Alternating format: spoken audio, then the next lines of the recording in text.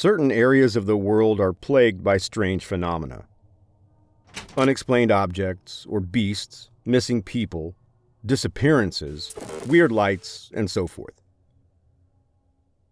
For years, sites like the Bermuda Triangle and Stonehenge have puzzled researchers and civilians alike. Another site, similar to those, is the Michigan Triangle. Although not as famous as the Bermuda Triangle, the Michigan Triangle has its fair share of odd occurrences. Seated over Lake Michigan, the acute triangle-shaped area stretches from Ludington to Benton Harbor, Michigan, and to Manitowoc, Wisconsin. So, what has happened here to cause such interest? Let's take a dive beneath the waters and find out. Michigan is located in the Great Lakes region of the upper Midwestern United States. Known for its automotive industry, stunning lakes, and the Detroit Pistons, it has a triangular body of water that holds a lot of creepy stories.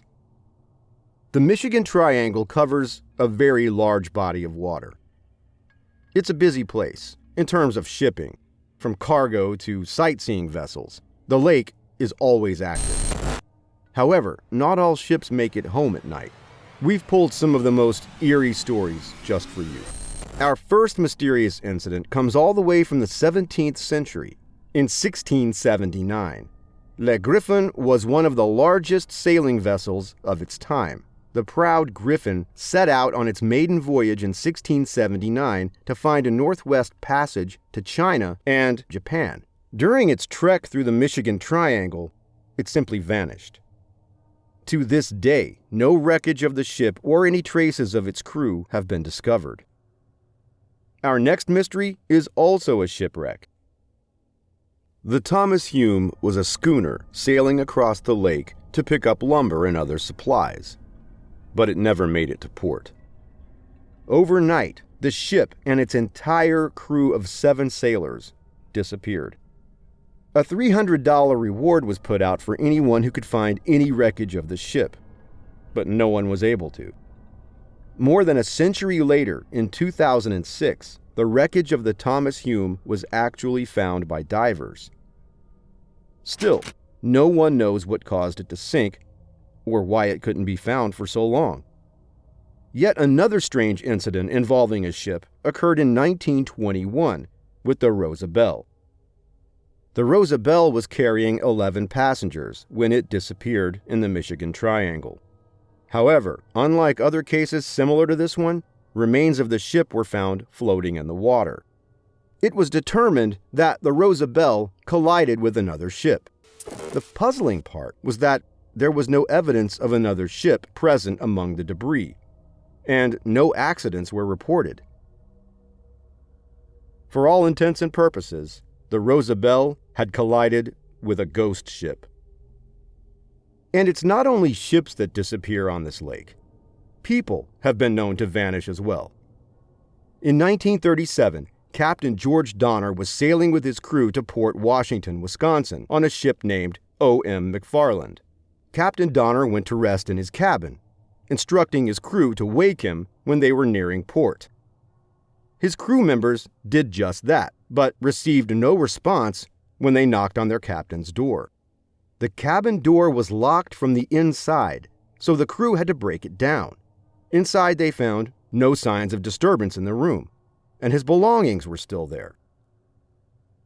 It was an empty cabin, but their captain was nowhere to be found. Moving forward in time to 1978, a college student named Stephen Kubaski went on a solo cross-country skiing trip. He disappeared near Saugatuck, Michigan. His footprints were found in the ice of Lake Michigan, but apart from those lone footprints, there was no sign of him. 15 months later, he was found alive, 700 miles away from Lake Michigan. Here's the catch. He had no memory of what had happened to him or any idea of how he had traveled the 700 miles. Now, that's weird. Was he abducted by aliens? Was he suffering from hypothermia and taken in by a kind old grandmother? Or did he simply need a break from life and went off the grid? Who knows?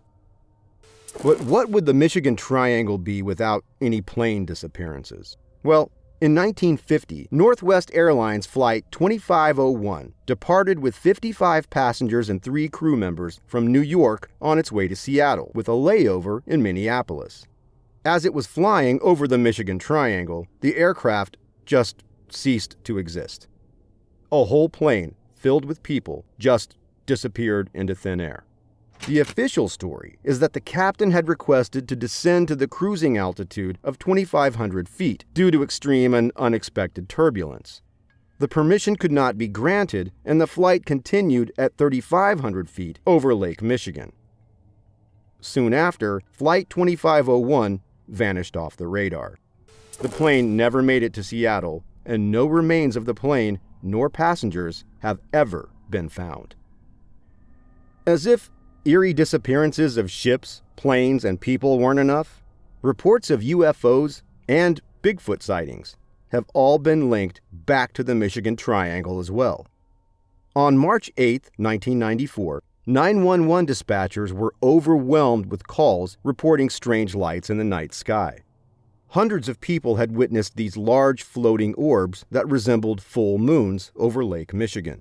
The orbs reportedly changed shape, color, and moved erratically before disappearing. Many people believed they were UFOs.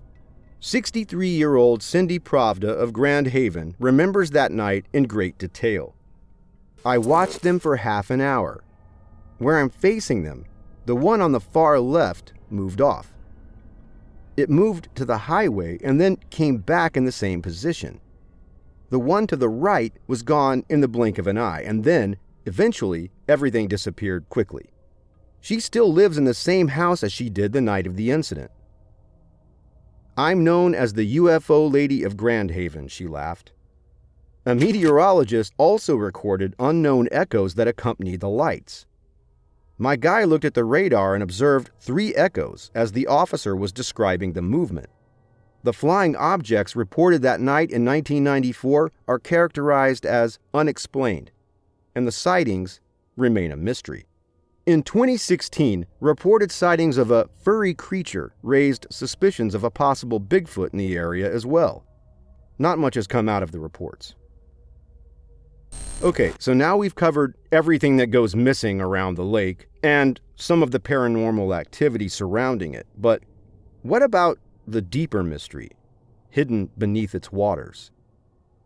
An underwater archaeologist was diving in search of shipwrecks when he found something much more captivating. An underwater structure, much like that of Stonehenge.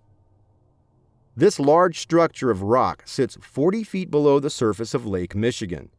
In the center of the structure sits a boulder with markings etched into it.